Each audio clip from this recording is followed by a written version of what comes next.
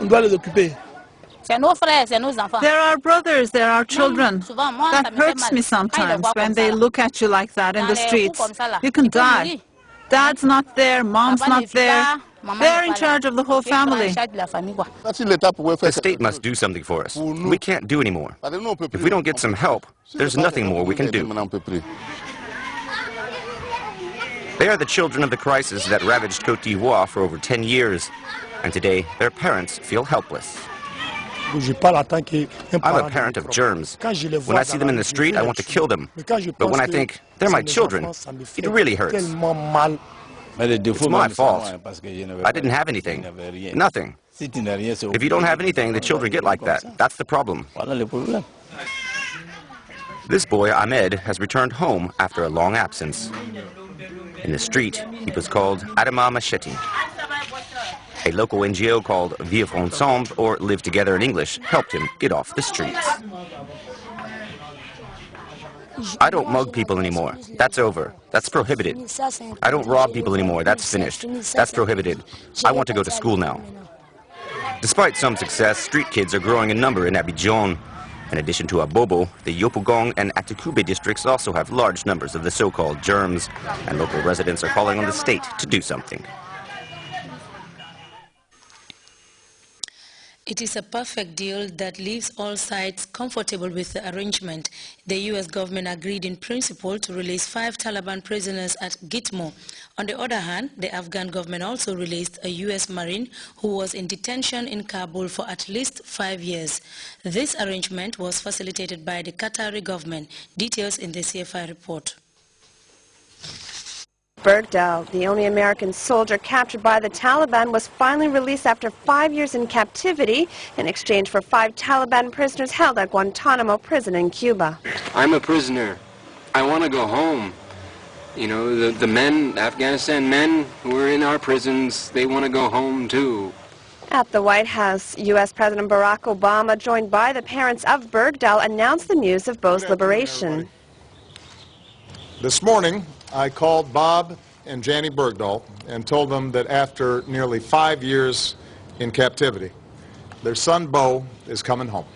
The prisoner swap is seen by some as a chance to kickstart the peace process in Afghanistan.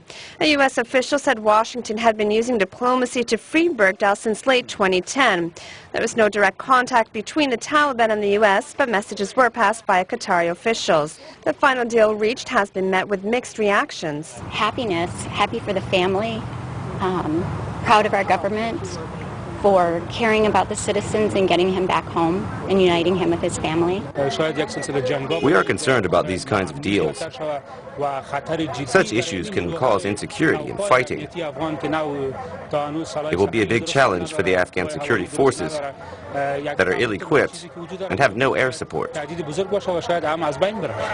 Bergdahl was captured on the 30th of June in 2009 in Paktika province. After 13 years of fighting in Afghanistan, he has been the only American prisoner of war. Following a period of reintegration, he will be sent to Texas, where he will then be reunited with his family and friends. We now take our second break. The weather report is next.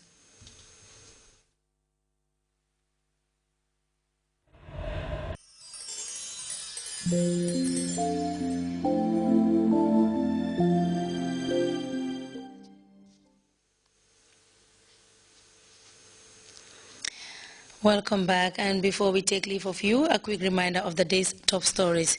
Calls for holistic economic integration between Banjul and Dakar are intensifying as prominent Senegambians rekindle memories of the 80s.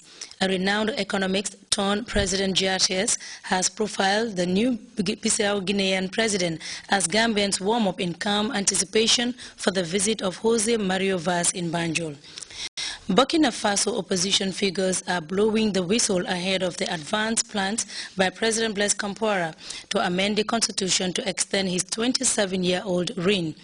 Antic-Fotak move between U.S. and Afghan government officials saw the release of a U.S. Marine and 5 Taliban prisoners at Gitmo.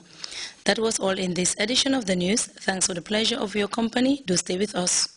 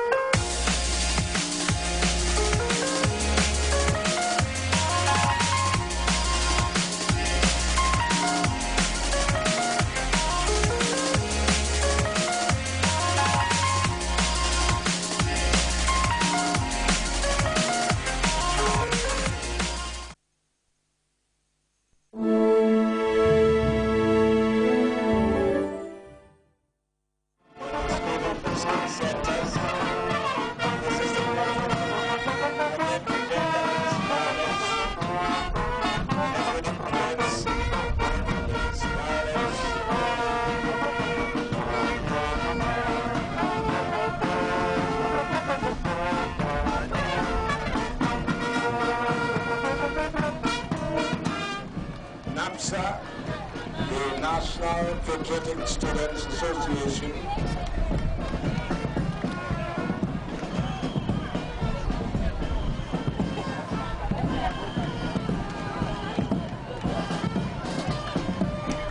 the nurses, student nurses,